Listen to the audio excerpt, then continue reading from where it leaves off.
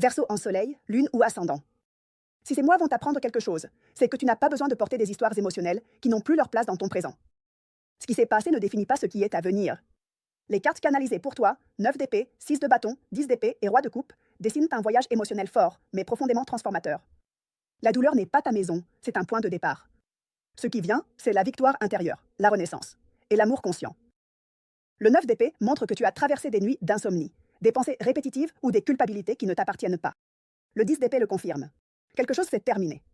Quelque chose en toi ne peut plus rester pareil. Cela peut avoir été une relation, un schéma d'attachement ou une manière de te lier qui te drainait émotionnellement. Mais juste après, le 6 de bâton apparaît, et cela change tout. C'est ton énergie quand tu te reconnais, quand tu te tiens devant le miroir et te rappelles ta valeur. Le roi de coupe arrive comme une promesse de maturité émotionnelle, de connexion plus empathique, et d'un amour qui ne fait pas mal, mais qui accompagne. Si tu es célibataire, quelqu'un de complètement différent de tes expériences précédentes pourrait arriver. Une personne avec une énergie d'eau, cancer, scorpion ou poisson, avec un regard profond, une voix douce et une sensibilité émotionnelle qui va te surprendre. Cette personne ne va pas rivaliser avec ta liberté, mais va l'embrasser. Ce sera quelqu'un qui t'écoutera vraiment, qui ne fuira ni le silence ni les émotions intenses. La connexion sera lente mais puissante, et si tu es également prêt ou prête à te livrer sans peur, ce lien peut changer ta façon de comprendre l'amour. Si tu es en couple, ce cycle est guérisseur, mais aussi intense.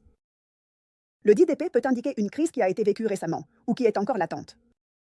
Peut-être y a-t-il des choses qui n'ont pas été dites, des blessures anciennes, qui font encore mal, ou des décisions importantes à prendre. Le 9 d'épée indique qu'il y a une angoisse accumulée, mais aussi une conscience de ce que l'on ne veut pas répéter. Le 6 de bâton te rappelle que tu n'es pas seul ou seule si tu t'ouvres au dialogue. Et le roi de coupe demande plus d'empathie, plus de présence émotionnelle, plus de vérité dite avec calme.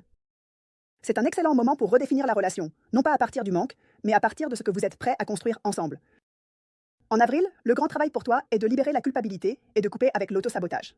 Tu n'es pas responsable de tout ce qui a mal tourné. Tu mérites d'aimer sans porter le poids du passé. Si tu es en couple, guérir ensemble implique d'assumer ce qui revient à chacun, sans rejeter la faute ni se taire pour éviter le conflit. Astrologiquement, l'éclipse en bélier du 8 avril t'active mentalement. Idées, mots, conversations importantes. Et lorsque Vénus transitera par les Gémeaux en mai, ton charme et ton magnétisme social s'envoleront. Ce sera un excellent moment pour avoir de nouveaux rendez-vous, écrire tes sentiments ou entamer une thérapie ou un processus émotionnel profond. Ton numéro guide est le 37, qui parle de résilience, de guérison émotionnelle et de la capacité à te réinventer avec authenticité. C'est un numéro qui te rappelle que ce que tu as vécu n'a pas été en vain. Cela t'a rendu plus sage, plus fort, plus toi.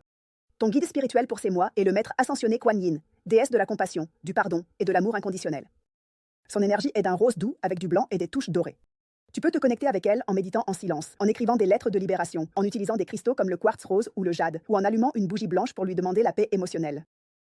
Elle t'aide à lâcher la rancœur et à ouvrir ton cœur sans peur. Conseil de Feng Shui. Active la zone nord-ouest de ton espace avec des objets métalliques, des miroirs propres ou des éléments argentés. Cette zone est liée au guide spirituel et à la sagesse qui vient d'autres plans. Elle t'aidera à prendre des décisions plus alignées avec ton âme. Avertissement pour ces mois. Ne romantise pas ce qui t'a déjà blessé. Cesse de justifier ce qui t'a clairement brisé. Bénédiction. Le véritable amour ne te fait pas douter de ta valeur. Il te le rappelle chaque jour. Livre recommandé. Aimer ce qui est, de Byron Katie, car il t'enseigne à libérer la souffrance mentale et à te reconnecter avec la vérité du cœur. Chanson mondiale qui t'élève. Elastic Heart, disait-il. Parfaite pour accompagner ton processus de lâcher prise et te reconstruire avec force. Film recommandé. Hair. Parce qu'il t'invite à réfléchir sur l'intimité, la connexion émotionnelle réelle et l'amour comme un processus interne, pas seulement externe. Activité pour activer ton énergie. Écrire des lettres de clôture, pratiquer le yoga restauratif, faire des promenades nocturnes en silence, écouter de la musique qui guérit et libérer ce qui ne résonne plus. Enregistrer des audios pour toi-même, exprimant ce que tu as besoin d'entendre. Phrase pour manifester. Je lâche tout ce qui ne me nourrit plus et j'ouvre mon cœur à un amour qui me respecte, m'écoute et m'accompagne. Rituel d'amour. Lors d'une nuit de pleine lune, remplis un bol avec de l'eau de rose, des pétales de rose blanche et une cuillère à café de sucre. Plonge tes mains tout en disant à haute voix « Je nettoie mon énergie de toute douleur ancienne. J'ouvre mes portes à un amour sain et véritable. » Ensuite, utilise cette eau pour frotter ta poitrine et tes poignets. Termine avec gratitude. Attitude à lâcher. Te victimiser émotionnellement. Qualité à renforcer. Votre intuition. Ta capacité à transformer la douleur en beauté. Ta résilience émotionnelle.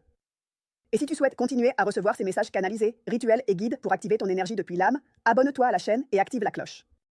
Cet espace est là pour te rappeler que ce que tu as vécu ne te définit pas. Ce que tu choisis aujourd'hui, oui. Tu mérites un amour qui ne fait pas mal, qui te soutient et t'inspire. Nous nous voyons dans la prochaine vidéo. D'ici là, honore ta sensibilité comme ton plus grand super pouvoir.